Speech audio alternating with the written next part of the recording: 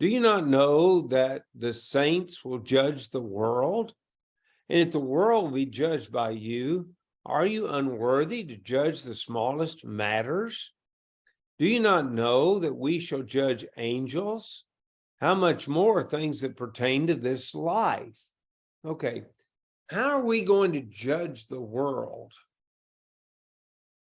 How am I going to judge the world? First of all, who is the judge? We talked about that, I think, in our last class together, didn't we? I believe so. God through Jesus. God through Jesus. So how am I going to judge the world?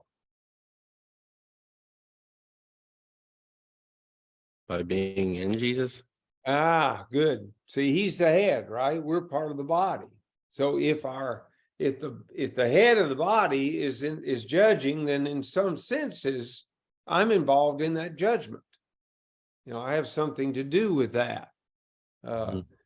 Christians are joined together with Christ. Go back to chapter 2, verse 16, where he says, "For who has known the mind of the Lord that he may instruct him?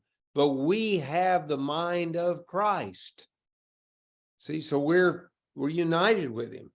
We're together with him. So when he judges, there's a sense in which I am a part of that, that judgment. So we should be able to handle, therefore, small problems by ourselves. We shouldn't need the world to do that because we have the mind of Christ. We're joined with him.